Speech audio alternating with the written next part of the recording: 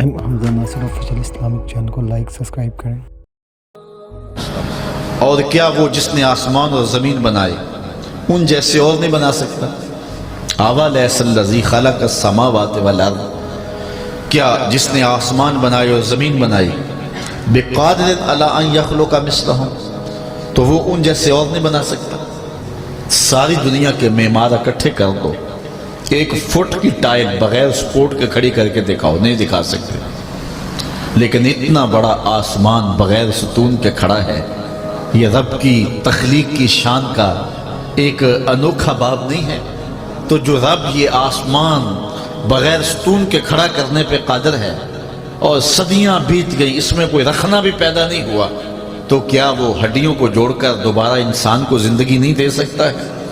تو یہ تیسری دلیل رشاد میں اولیس الذی خلق السماوات والارض، کیا وہ جس نے آسمان اور زمین بنائے وہ انہیں ان جیسے اور نہیں بنا سکتا؟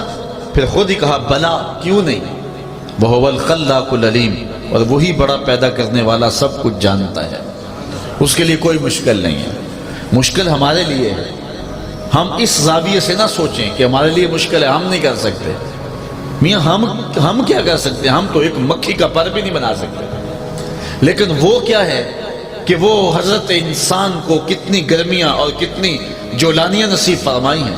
انسانی ذہن کی ساکھ دیکھو، دھڑکتے ہوئے دل کی کیفیت دیکھو، انسان کے اندر تنفس اور انہضام کا نظام دیکھا جائے تو کیا کچھ اس نے تخلیق کیا ہے۔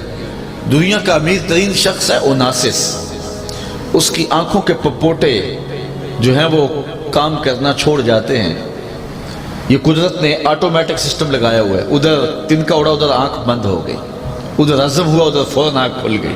یہ قدرتی سسٹم ہے، ہم نے کبھی سوچا بھی نہیں ہے کہ یہ بھی کتنا بڑا نظام ہے رب نے رکھا ہوا، لیکن اس کا یہ سلسلہ، اس کے پٹھے ختم ہو گئے تو ڈاکٹر سلوشن ٹیپ لگا کے اس کی آنکھیں کھولتا تھا، سونا ہوتا تو وہ اتار دیتا۔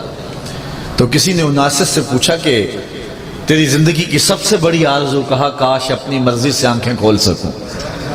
تو کہا اس کے لیے دولت لگانی پڑے تو کتنی لگائے گا؟ کہا ساری دولت جھونک دوں گا، کاش اپنی آنکھیں خود تو کھول سکوں نا، میں تو اپنی آنکھیں خود نہیں کھول سکتا۔ یہ کتنا بڑا سسٹم رب نے لگایا ہوا ہے، کبھی اس نے ہم نے غور بھی نہیں کیا ہے۔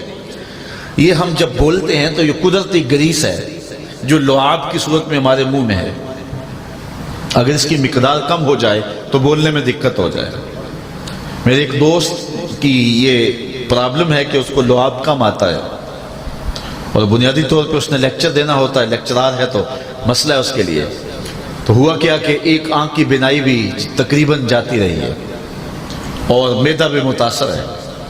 تو کیا ہے کم کہ لعاب کی جو مقدار منہ میں ہونی چاہیے تھی اس سے مقدار کچھ کم ہے۔ تو ہم نے تو کبھی اس کو نعمت سمجھا ہی نہیں ہے کہ یہ بھی کوئی نعمت ہے، لیکن رب نے یہ بھی ایک سسٹم ہمارے اندر لگایا ہوا ہے۔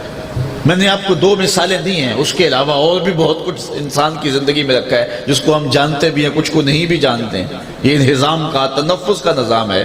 انسان کو جو دماغ دیا گیا ہے، ماہرین کہتے ہیں کہ بکریاں چلانے والے شخص کے دماغ کا اگر کمپیوٹر تیار کیا جائے تو نیو یارک شہر سے بڑا کمپیوٹر ایک شخص کے دماغ کا بنے۔ اتنا سسٹم رب نے جو ہے وہ ایک شخص کے دماغ میں لگایا ہوا ہے۔